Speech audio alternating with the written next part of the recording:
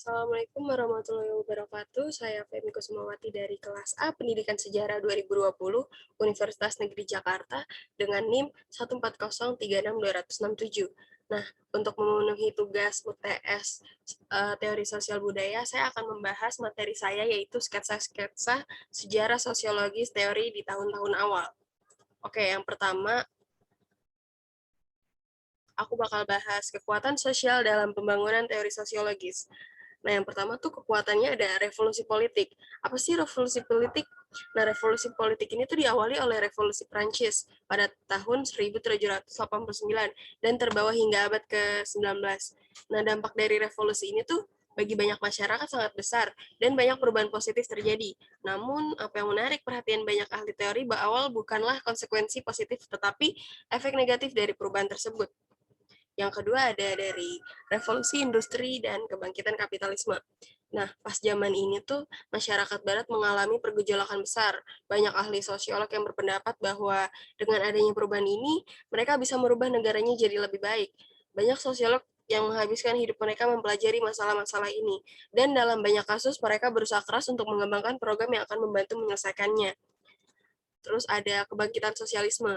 Satu set perubahan yang bertujuan untuk mengatasi ekses dari sistem industri dan kapitalisme dan dapat digabungkan di bawah tajuk sosialisme. Namun, Karl Marx menentang sistem ini.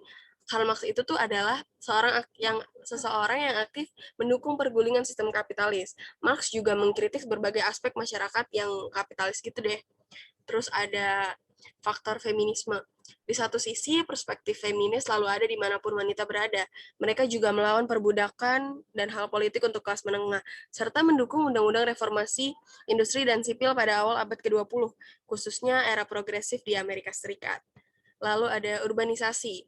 Akibat dari revolusi ini tuh revolusi industri, sejumlah orang pada abad ke-19 dan ke-20, mereka tuh diwajibkan pindah ke perkotaan agar bisa mengadu nasib di sana dan pulang membawa hasil mereka.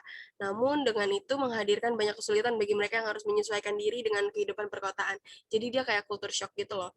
Ketika orang-orang dari pedesaan ke kota pasti kita mengalami culture shock. Lalu ada faktor agama. Banyak sosiolog yang berjuang berawal dari latar belakang agama dan secara aktif menyelesaikan kasus yang menyangkut keagamaan secara profesional. Mereka juga membawa sosiolog ke arah keagamaan agar lebih religius. Terus ada perkembangan ilmu sains. Nah, pas ini tuh perkembangan ilmu sains tuh ada penekanan yang meningkat pada sains. Tidak hanya di perguruan tinggi dan universitas, tetapi di masyarakat secara keseluruhan juga. Produk teknologi sains juga mulai meresap ke berbagai sektor kehidupan.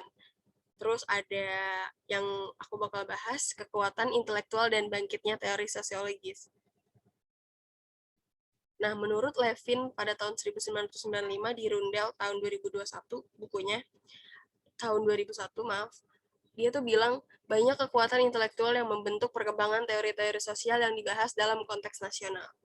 Oke, di bawah di kita bahas kekuatan intelektual ini ada pencerahan. Pencerahan adalah periode perkembangan intelektual yang luar biasa dan perubahan pemikiran filosofis. Nah, sebuah ide dan keyakinan lama banyak diantaranya terkait dengan kehidupan sosial, lalu digulingkan dan diganti selama pencerahan ini tuh. Jadi kayak berusaha bangkit jadi lebih baik ke depannya. Nah, secara keseluruhan, pencerahan dicirikan oleh keyakinan bahwa orang bisa memahami dan mengendalikan alam semesta melalui nalar dan penelitian empiris.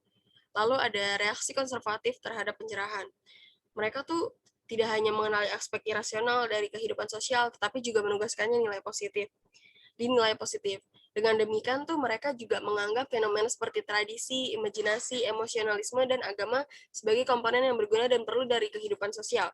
Kaum konservatif ini cenderung menekankan tatanan sosial, suatu penekanan itu menjadi salah satu tema sentral dari karya berbagai ahli teori sosiologis di luar sana.